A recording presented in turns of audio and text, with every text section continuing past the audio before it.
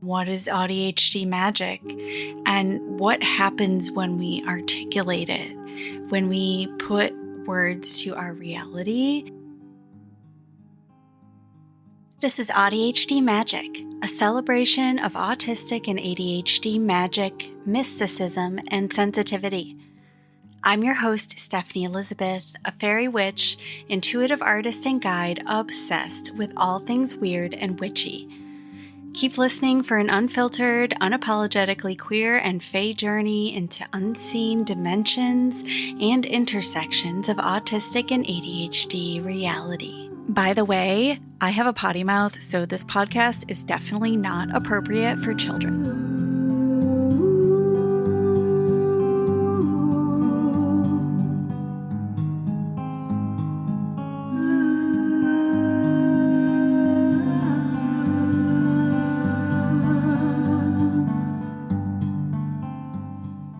Hey, welcome back to episode 6 of AuDHD Magic.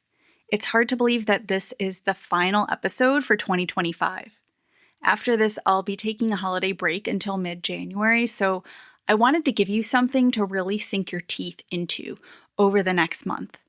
And so today I'm going to get on my soapbox about one of my favorite topics, which is intuition and self-trust.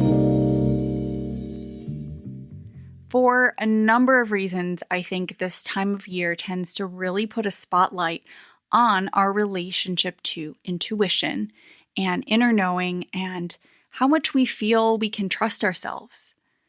We are often reflecting back on how the year has gone and looking ahead to what next year might hold. And many people are seeking out intuitive readings and guidance right now. And as an intuitive reader myself, I certainly know the value of having someone else read for you, but I also know that you undoubtedly have your own intuitive insights on what lies ahead and where you're being called to focus in the new year. You might not be feeling that confident though, especially if 2025 did not go the way that you had hoped. It has been a challenging year for many of us, to say the least. And if you're anything like me and most people I know, your first inclination is to blame yourself and start to construct narratives about where you went wrong and what you should have known to create the results you didn't like in 2025.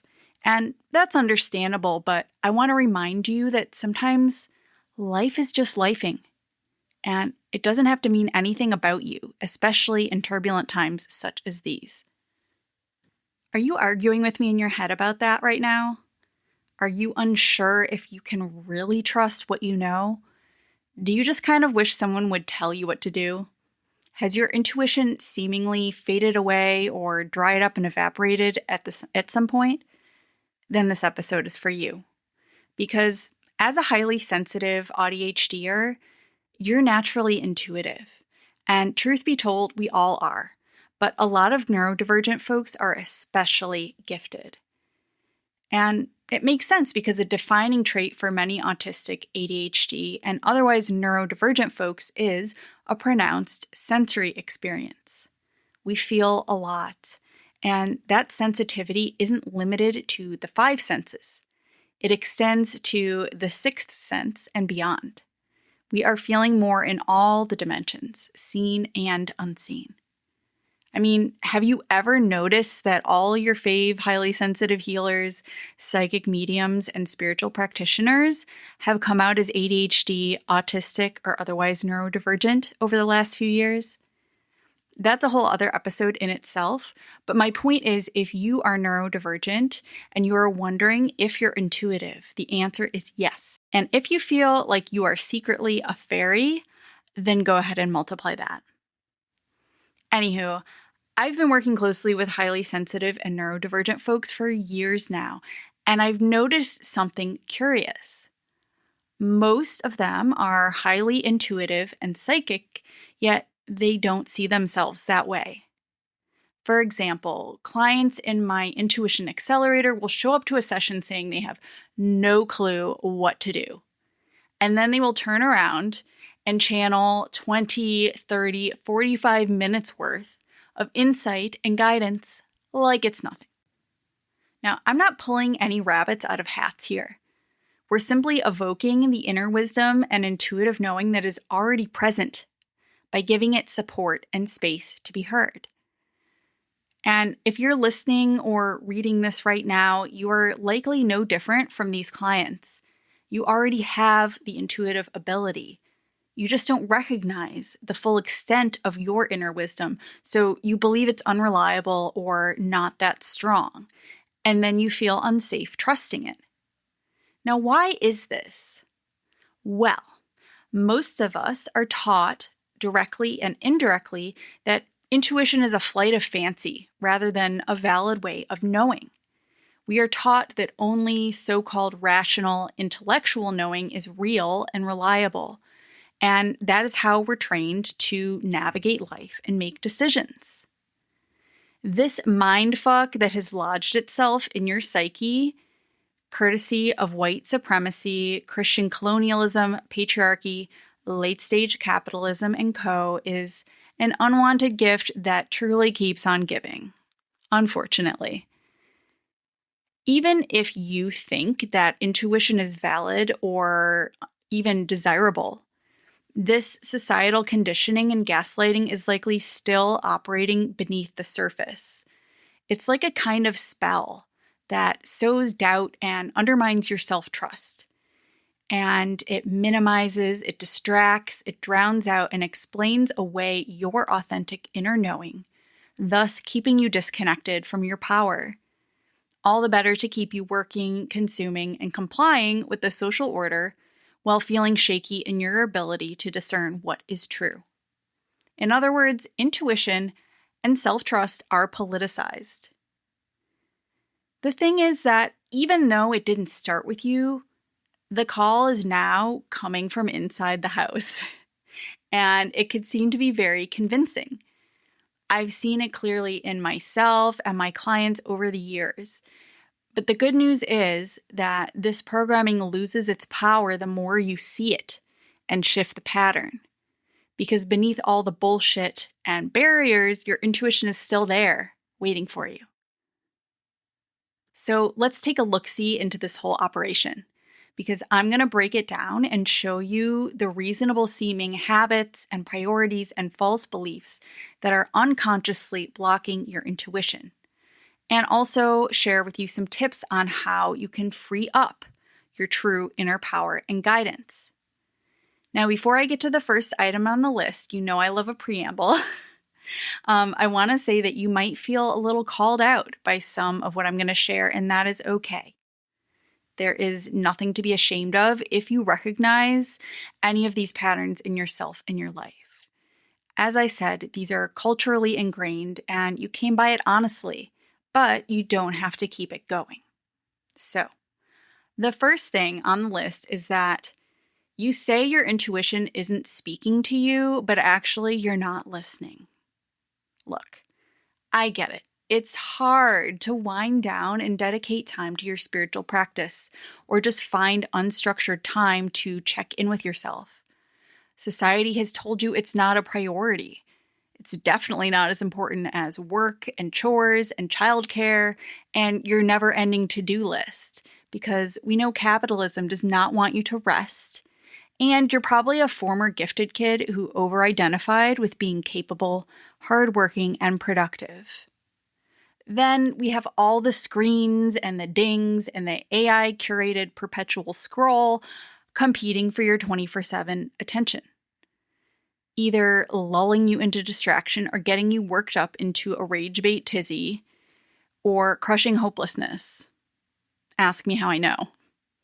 Maybe you're an understimulated ADHDer who's never to be found without 108 open browser tabs while that one song is looping in your earphones.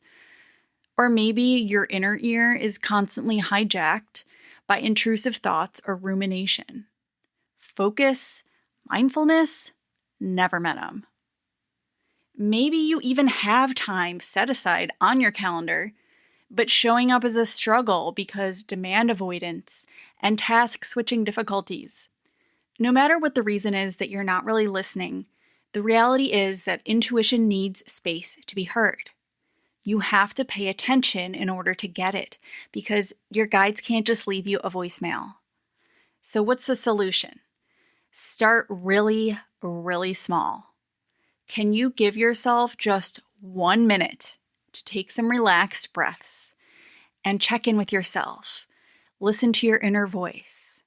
You might be surprised at what is possible in just a brief moment of presence. Also, do you need some kind of support to be able to show up for your practice or have that time for yourself? If demand avoidance is a barrier, what could make it more fun and appealing for you? Where could you take the pressure off so it doesn't feel like another obligation on your to-do list? I really encourage you to do what works for you, not what you think you're supposed to do. If sitting in silence doesn't work for you, then switch it up. Take a walk with your guides. Put your playlist on shuffle and ask for a message. Get out the journal and just do a brain dump. Whatever it is, just start where you are and begin to carve out some time for yourself in a way that works for you so that your inner wisdom can start to be heard. The next one on the list is sort of related, which is your intuition may be right under your nose, but you don't recognize it. So sometimes we're trying to listen, but we're not hearing because it's not what we expect, or we don't even know where to start because we never learned. How are you supposed to know if nobody ever taught you? Because of how intuition is viewed and portrayed in the media, a lot of people are also expecting it to be dramatic and profound, like something that hits like a lightning bolt. And that's possible, but relatively rare. Chances are that your intuition is speaking in more subtle ways, like a feeling in your gut, a passing thought, a bird outside your window, a persistent question or impulse that keeps coming up. In fact, sometimes we don't notice intuition for what it is because it seems like just a normal part of your internal experience, something mundane. Personally, I thought for years that I wasn't intuitive until eventually I realized that I was always having gut feelings and knowing things about people that I was never told. But it was normal to me, whereas I was expecting intuition to be something overtly mystical, like seeing a spirit with my naked eyes. And for some people it can be, right? There are people who can do that, but intuition can show up in so many different ways, and it's different for each of us. And if you aren't familiar with how your intuition works, it might be right there and you don't even realize it. If you are comparing yourself to others and expecting your intuition to work the same way that theirs does, remember that your intuition is subjective, it's personal and unique to you. Another thing that can happen is where you're experiencing intuitive messages, or what I like to call spirit guide winks. But because you aren't really tracking them, you're not realizing just how often they're happening and seeing the bigger picture that they're painting for you. To shift this block, turn your attention to getting to know your intuition and how it speaks. Reflect on any past times that you experienced intuitive insight. How did it show up? How did you know? What thoughts, sensations, synchronicities were there? Was there anything you brushed off that you later found was right on? Build on that. If you're not sure where to start in your practice, consider incorporating tools like tarot or oracle cards, guided meditations, or a pendulum, something that helps you tune in, because intuition is not better if it comes out of thin air. Reaching for a tool or a medium is just a way to bring more support to the process. Also, guides tend to speak in phrases and blurbs rather than paragraphs, but you can string them together. So if you're getting brief messages and you'd like your guides to elaborate, you can try automatic writing or recording a voice note to help unfurl the full message and translate it into words. The third block is one that I see so often, and it feels really hard because you're approaching the process with urgency and pressure to get it right on the spot. This happens most often when you're trying to connect with your intuition at a predetermined time, or you're pondering a big question or life decision. And you need to know. So you turn to your intuition and you expect an immediate, unequivocal response. Now, while it's very possible to access intuition in the moment, it's not necessarily going to spit out definitive answers like ChatGPT, which, by the way, often doesn't have immediate answers either, so it just makes them up. So, what's the deal here? If intuition is available to you in every moment, why doesn't it work when you need it? Here's the thing. Approaching with an expectation of on-demand insight, even in a low-stakes check-in, puts a lot of pressure on yourself, which then leads to performance anxiety and a fear that you aren't doing it right. The culprit here is your nervous system, because intuition is happening in your body, not somewhere outside of you. And when you put pressure on yourself, your nervous system goes into high alert, and you're then likely to either go blank or slide into your tried and true coping strategies. And for many of us, that looks like the perceived safety of intellectualizing, problem solving, and going into mental overdrive in an attempt to figure it out. Filtered through this frame of mind, any intuitive insights that are coming through get distorted, leading to confusing, unclear responses, which only makes you more doubtful. So what's the solution? Whenever possible, seek out your intuition when you're feeling relatively safe, calm, and grounded. Take the pressure off by giving yourself plenty of time, either longer sessions to really drop in deeper, or taking a break and returning on another occasion. And this is also a great strategy because if you check in repeatedly over a number of sittings, you'll start to see if there is a coherence and a consistency. Are you repeatedly receiving the same guidance and impressions? This might feel unappealing because we live in a world that expects instant results, and you likely have a desire to get it resolved immediately. Which brings me to the next item on the list. In a desire for safety and certainty, you are holding your intuition to an impossible standard of proof. It's not just because you're a stickler, it's because a sense of certainty creates relief.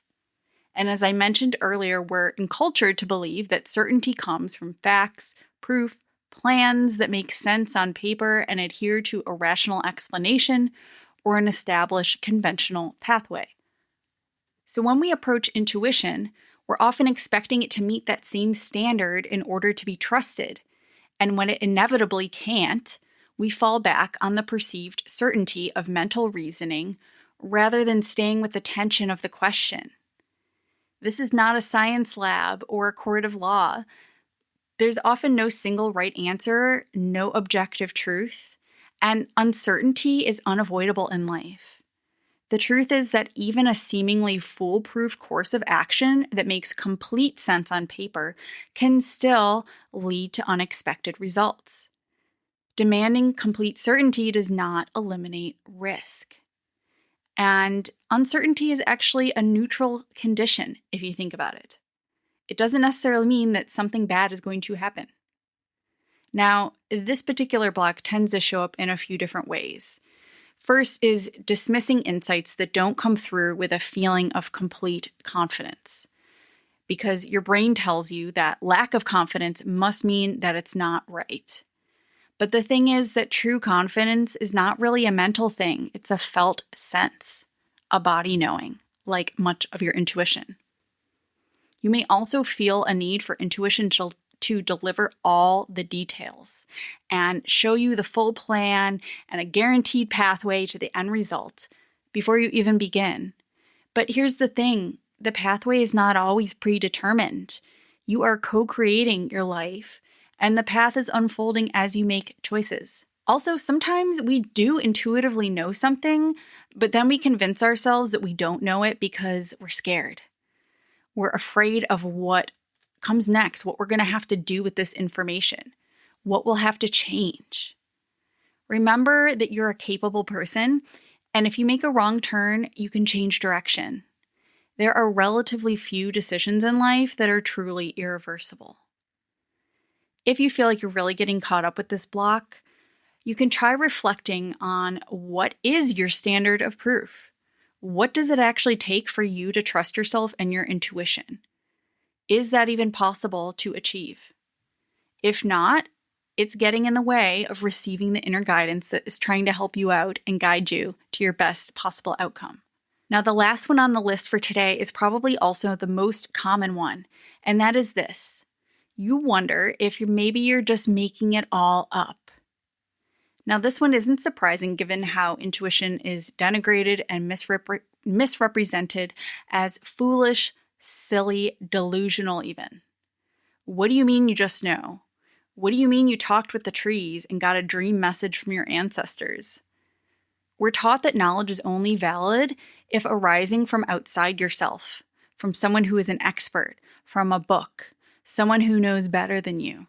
When intuition is dismissed as just imagination or superstition, that is a dog whistle for anti-magical bias.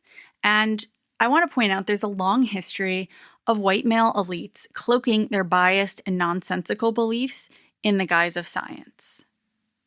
So if you're wondering whether your guides are real or if it's all in your head, my answer is that it doesn't really matter too much.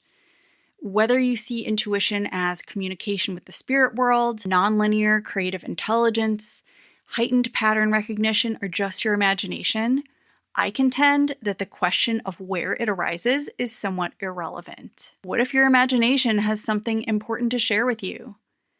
A more salient question is, does this have a real impact? Is it helping or hurting? If you're caught up in this one, employ your powers of observation. Look at the data and draw a conclusion. What happens when you follow your intuition? What happens when you don't? Chances are you will see that what you experience as intuition is guiding you well, even if you don't understand how it works. The bonus is that seeing the evidence here may help your rational mind to relax a little and get out of the way so you can better hear what your intuition is communicating and use it to support what matters most in your life, not just for yourself, but also for your community, for your purpose. Now, I've given a lot of practical and philosophical suggestions here for unblocking your intuition on your own in your solo practice, but intuition is also easier to access when you're not holding it all yourself. It's literally less for your brain to do. So if you're ready to stop struggling through it on your own, I have 2 invitations for you. First, you can come to my monthly online meditation circle, Spirit Hour, where you're going to intuitively connect with personal guidance in a supported community space. And at our next circle on December 19th, we're doing a special winter solstice celebration with your guides. So I'd love to see you there. And if you prefer completely private, customized support, my one-on-one Intuition Accelerator is a proven pathway to meet your guides, nurture your self-trust, and establish a clear process for accessing your intuition. And that one is called Inner Guidance Activation. So you can find the details on both of these options in the show notes at AuDHDMagic.com or on my website at stephanie-elizabeth.com. Thanks for spending this time here today. I hope this has been illuminating and supportive for you. Would love to hear what this brought up. If this gave you any aha moments or if you tried any of the suggestions, let me know what happened. And I'll be back in mid-January with the next episode. Until then, take care and stay magical.